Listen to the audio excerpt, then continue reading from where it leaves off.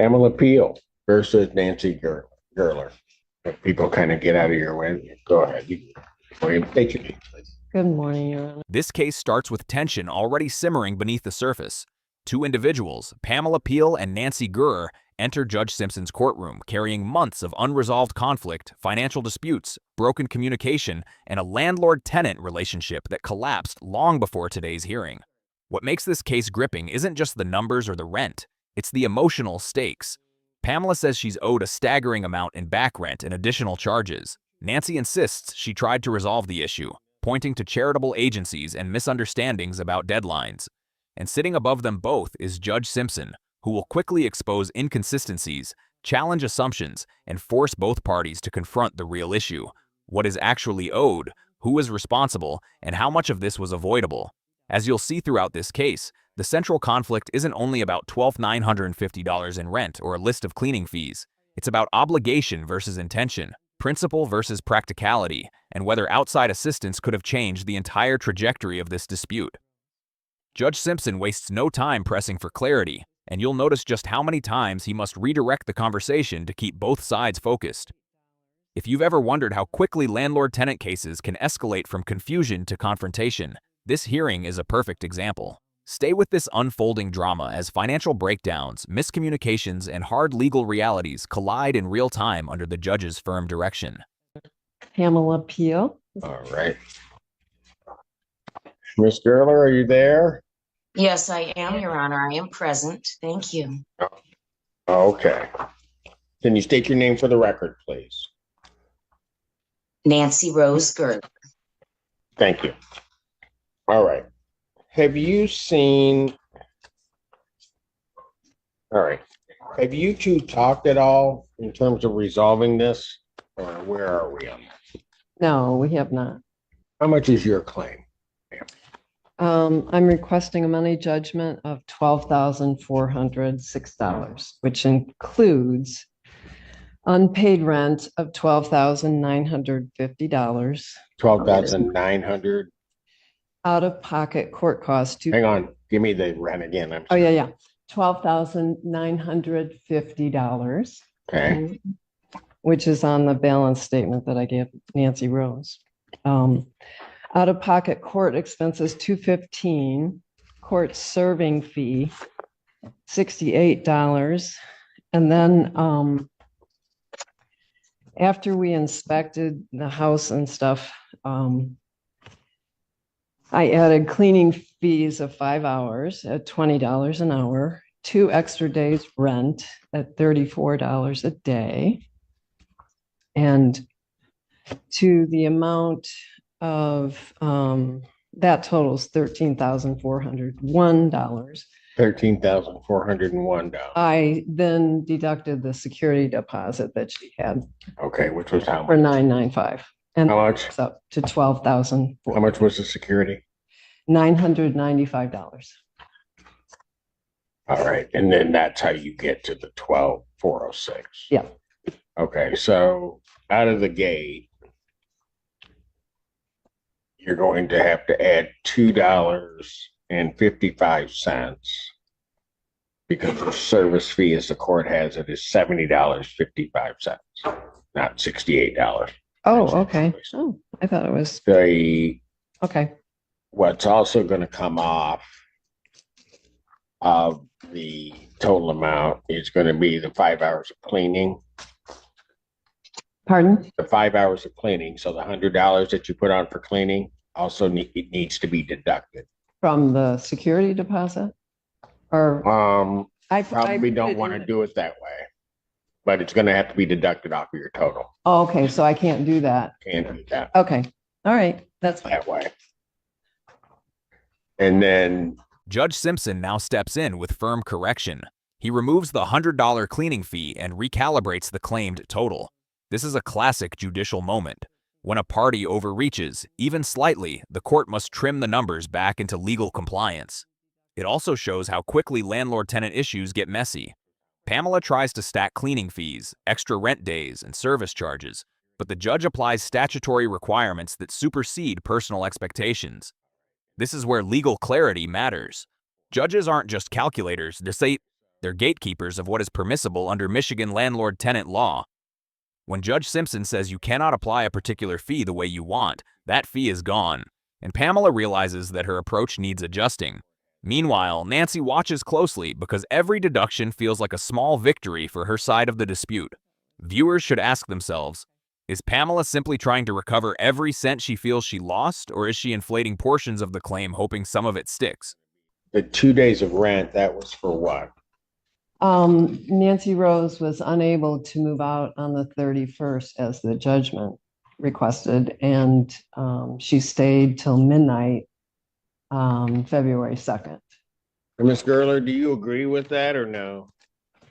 No, Your Honor, I do have some comments regarding what Well, I Ms. understand you have comments. I'm dealing with just this issue.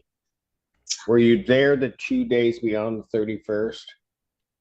I was there the 2 days beyond the 31st. It was my understanding I had up to 10 days to vacate, and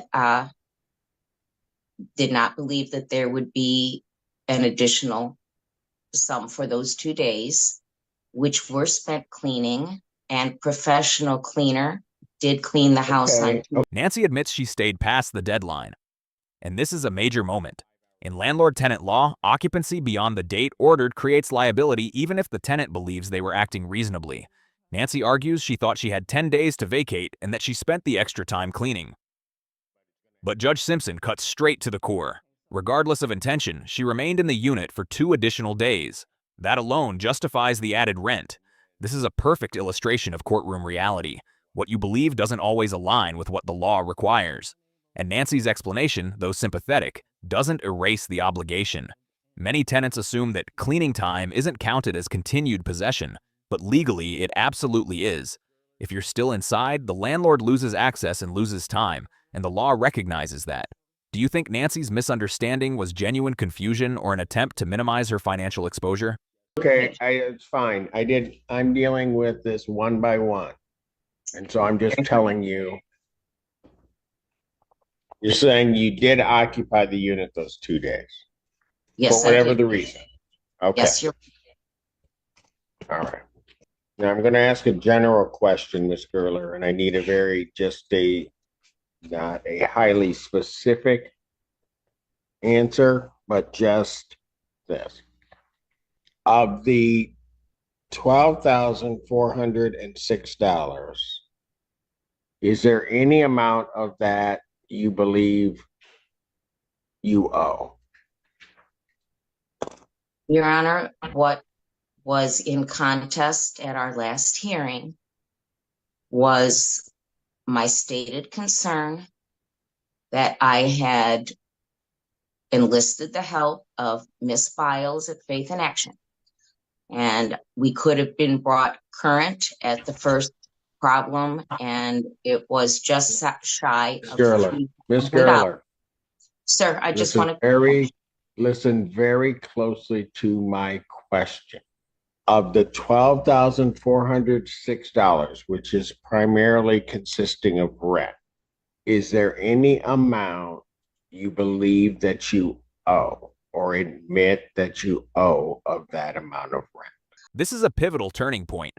Judge Simpson asks a critical binary question: what do you admit you owe? Instead of addressing it head-on, Nancy detours into discussions about Faith in Action and other agencies that might have helped earlier. But the judge reins her back in. He wants a number, not a narrative. Eventually, Nancy concedes. If the hypothetical $3,000 assistance were applied, she acknowledges she owes the remaining $9,406. That admission is huge. In civil cases, especially landlord-tenant disputes, partial acknowledgement of debt can reshape the entire trajectory of the ruling. The judge now has a concrete admission that narrows the issues dramatically. Nancy's concession effectively confirms most of Pamela's claim, and Pamela now sees leverage forming. This is the moment viewers should rewind mentally. The dispute isn't about whether money is owed, it's about how much and why. Engagement question: if you were in Nancy's position, would you have admitted the reduced balance or tried to contest the full amount? Sir, if we were able to subtract the 3,000 she might have gotten, yes, then I would say that I am responsible for the balance. So what your claim is, and is that if the 3,000 had been paid by the outside agencies, what you would owe at this time would be the $9,406, If that is the right? balance, Your Honor, yes. Okay. When I talked to when Faith in Action approached me, they offered $800 How much? 1 month, and nothing was They offered right. what? They offered 800 toward her rent for Right. 1 What month. That's all I I knew about. understand, but what I'm getting at is, and I think what Ms. Gerler's getting at is, had Faith in Action plus what would have been the other agencies of Hawk and the like, she would have gotten a maximum of 3,000. I think that's what she stated the last time. That's what she continues to state at this time. Okay. All right. So And while she's pointing to one agency, I understand what Ms. Gerler's indicating, that there's this other agency. May I respond to that? To which? To the $3,000 I offer don't, that I okay, first of all, here's the problem, ladies. You're fighting over stuff that doesn't make sense to me right now. Okay? And let me tell you why. Ms. Gerler admits she would owe the 9,406 in essence, and I appreciate her candor on that. There's now going to be argument over this 3,000 that Ms. Gerler says, because you're saying that they were only going to pay 8. I get where Ms. Gerler's coming from because what I just said. Here's the problem with all of that. The problem with all of that is there would have been no payment with these programs if the tenancy wasn't going to be maintained. Judge Simpson now delivers one of the most important clarifications of the entire hearing. He explains the real issue with Nancy's argument about missing assistance. Programs like Faith in Action or Hawk only step in when the tenancy is going to continue. Once an eviction process begins, much of that aid disappears, meaning the $3,000 Nancy keeps referencing was never a guaranteed payment. Even if they had started the process, it wouldn't necessarily have come through unless Pamela committed to keeping Nancy as a tenant. This is a legal and practical reality often misunderstood. Assistance agencies aren't there to pay old rent for a tenancy that's already collapsing. They exist to preserve housing stability. Nancy's argument collapses under this logic. Pamela's point, that Nancy owed rent regardless, strengthens. But the judge also acknowledges Nancy's perspective, showing he recognizes the emotional complexity without letting it override legal structure. Engagement question: do you think Pamela should have accepted the agency assistance earlier, or was she right to proceed based on principle? So the 3,000 wouldn't have come in. But I understand Ms. Gerler's point that, okay, it may have come down to this point, but if you had taken that money at this point, then I'd be 3,000 to the good, basically, is what she's indicating. All right. So let me just. I never got anything in writing to that effect. And they never Okay, said that so- to me over the phone. I didn't know about Hawk. I didn't know about any of them. Okay, I get that. Okay. What are you guys really fighting over? I just want to be paid the rent that I'm owed. Okay. And that she promised to pay each Okay. month. And Ms. Gerler, Yes, Your Honor. are you working? Not at present, Your Honor. All right. And so I only have Social Security income. that's what I thought. You have Social Security, Yes. the SSD or SSI? Which one? SSI, sir. I can sit here through a trial. You can put on your proofs. You can do whatever. She's admitting basically to almost 3/4 of what you're saying anyway, right? Because she's admitting to the 9,400. The 3,000 may be a question, but I've said what I've said. But here's the bottom line, and why I'm trying to figure out entirely why we're here. And let me just, and I'm going to do this just in terms of the practicalities of it. All right. We can go through the trial, and I don't mind. You guys have my time. I can sit here through the trial. The cold-hearted reality of it is Miss Teagle, you come down to the end, and let's say, just by hypothetically, and I'm not saying this is the way I'm finding, I find entirely in your favor, and I give you that judgment for the 12,000 plus. Let's just say I do that. How do you intend to get that money? Judge Simpson now brings the entire case into sharp, practical focus. Even if Pamela wins every dollar she's asking for, the question becomes, can she collect it? With Nancy's only income being Social Security, most of her funds are legally protected from garnishment. Judges routinely see plaintiffs chase judgments they'll never realistically recover, and here Simpson wants to ensure Pamela understands the outcome before proceeding. This moment exposes the emotional undercurrents. Pamela says it's a matter of principle. But principle doesn't pay judgments. The judge isn't discouraging her claim. He's making sure she understands the financial reality. You can win on paper and still lose in practice. Nancy, meanwhile, sits in the uncomfortable position of acknowledging debt she has no immediate ability to pay. Viewers should consider the dynamics. Is Pamela pursuing justice, or is this about closure and acknowledgement? And should a judge press parties to resolve when the outcome may be unenforceable? Your Honor, it was a matter of principle. Okay, I understand. There are principles all over the place, and people can fight on principle or whatever.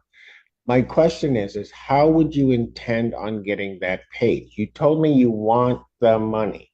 I get it. But how are you going to get that?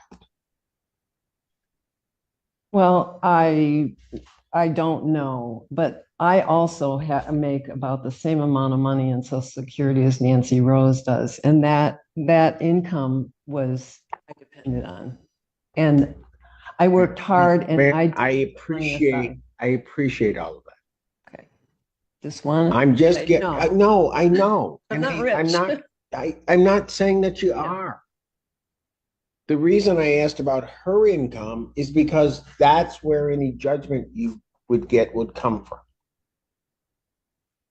Right? But you can't garnish her SSI until potentially at least there's an argument that it would be transformed into something else. If that's indeed all her income, go ahead. Well, I know Nancy Rose is a psychic, and she does a lot of readings in the past, and it's not always, above board. So she does have other income, which I know to bring that up. So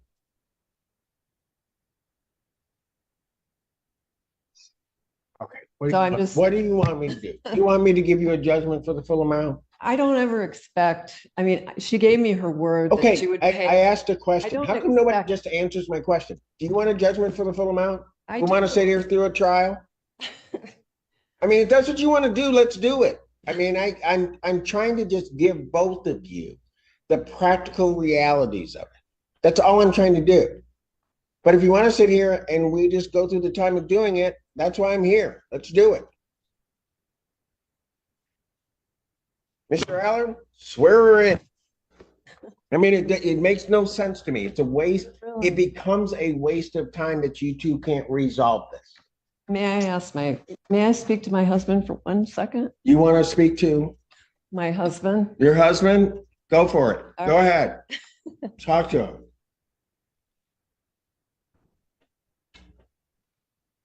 Go ahead. I'm going to stand in brief recess. I'm going to step out for a moment. All right. Ms. Gerler will be right back. Okay. Thank you very much, Your Honor. Thank you. Court's in recess. We call the case of My husband talks. Pio versus Gessler. Well, my husband. Hold on a talks to his second. sons. Miss Gerler? I'm not Mr. Gessler. Miss Gerler, are you there?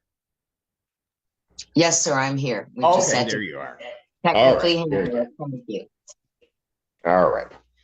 I will accept the $3,000 that you're proposing. The 3,000 deduction. Yes. This is the breakthrough moment, the surprise turn that shifts the entire courtroom atmosphere. After a recess and a private conversation, Pamela agrees to deduct the $3,000 that Nancy has been referencing throughout the hearing. This concession is enormous. What seemed like an uncompromising financial dispute suddenly becomes negotiable, proving that even in contentious cases, compromise can emerge under judicial pressure and self-reflection. Judge Simpson's strategy pays off here. By walking both parties through the impracticality of full collection and the disputed nature of aid funding, he guides them toward a middle ground. For Nancy, this is a lifeline, the difference between a crushing judgment and a somewhat more manageable obligation. For Pamela, it is an acknowledgement that sometimes the principle you fight for is balanced by the reality you face. Engagement question. Do you think Pamela made the right move lowering the claim by $3,000, or should she have continued with the full amount? Okay. Ms. Gerler, did you understand what plaintiff was indicating? Yes, Your Honor, and that is a satisfactory conclusion. Thank you. All right, so I'm going to enter a judgment total amount. So here's what I'm going to do. Your Honor? No, that's not right. Hang on one moment. Okay. I have rent. Let me just go through the figures so that we're all clear on everything. So I'm going to have a total rental amount of $12,950. But Your Honor, where that's I'm not gonna, but hold on a second. Hold on a second. Where I'm going to take the rental amount off, the 3,000 off, is I'm going to take it off of that figure. Your Honor, the rent figure given is not accurate. Which part is not accurate? The rent itself did not come to $12,900. Should be $11,900 and the change, not $12,000. That's adding another month's rent that was not applicable because she received the security deposit for that. Well, no, I haven't gotten to that deduction yet. Oh, I'm sorry, sir. Okay, so just let me get through the figures, and then if anybody has a dispute, given what you've said, then we'll do it that way. I thought it was $10,301. Hold on. No. Everybody just stay with me in my math, okay? I took the 12,950, took off the 3,000 we talked about. That brings me to $9,950. Mm-hmm. You're also claiming $68 of rent. Okay. That brings the figure back up to $10,018. Okay. Then the court fees? Ma'am, please. Without talking, just let me get through it and then we can back it off. Then I'm going to subtract out the security deposit, which was how much? $995. That's right, Miss Gerler. It was $995, correct? That is correct, sir. All right. So then, Emily, help me. I come to 9023. Sounds good. Okay. That then is the total judgment amount. And now I'm going to add the cost in. And the costs that are added in that the court has is $215 plus $70.55 service fee for $285.55. Add those costs in, I come up with $9,308.55.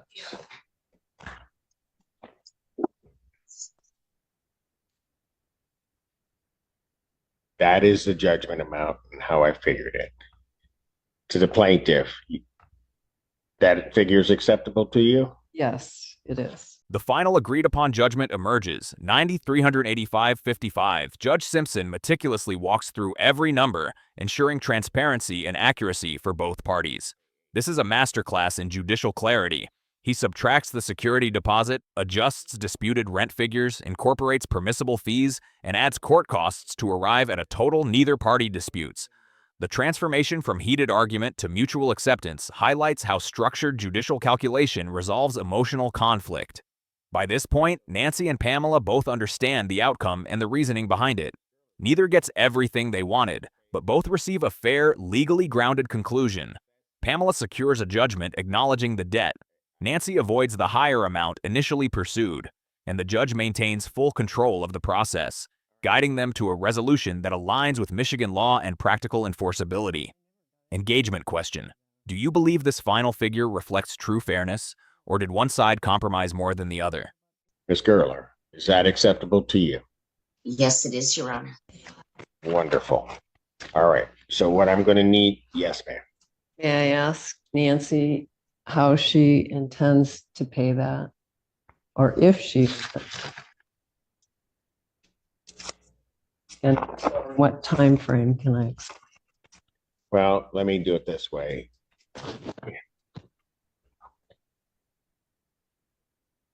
Ma'am, did you want to enter into a payment plan at this point, or do you want the judgment to enter and then you can file for, she could try to collect and then you file for, come back, and then I have to decide what the payment is? How do you want to do that? Your Honor, there's no commitment that I can make at this time. I am not working. I have lost all the phone numbers affiliated with my business. I have had chronic problems with chronic illness and even finding a permanent place to live. I Got it. certainly hope Okay. this changes in the future, and I will make every effort to pay towards, but at this point, I can make no commitments because I literally do not have it, nor secure or stable additions to the Social Security income that I get. Got it. So what that means is that you're left to the Okay, collection procedures that All you right. can. that's The fine. court will enter a judgment. Judgment amount is $9,023. Cost of $285.55 for a total amount of $9,308.55. All right. Thank You'll you. need to fill out a money judgment form out at the counter. And then once I get it, I'll sign off. This case ends with a sober but balanced outcome. Judge Simpson finalizes the judgment totaling $9,385.55 and outlines the next procedural steps. Pamela receives legal recognition of the unpaid balance, while Nancy faces a debt she admits but cannot immediately pay. The judge's approach demonstrates a consistent blend of practicality, legal grounding, and empathy, guiding both parties toward a resolution neither could reach alone. He dismantled unclear math, clarified assistance misconceptions, and emphasized the realities of enforcement, all while ensuring the final figure reflected lawful calculations. In broader terms, this case illustrates the challenges of landlord-tenant disputes. Misunderstandings about deadlines, uncertainty over assistance programs, and the emotional weight of financial hardship. Pamela's persistence meets Nancy's hardship, and the court becomes the balancing mechanism. For viewers, this hearing reveals how truth, numbers, and principle collide under judicial scrutiny, and why clarity, documentation, and communication matter long before a dispute reaches a courtroom. If you found this case as shocking as we did, make sure to hit that like button, share your thoughts in the comments, and don't forget to subscribe for more jaw-dropping courtroom breakdowns.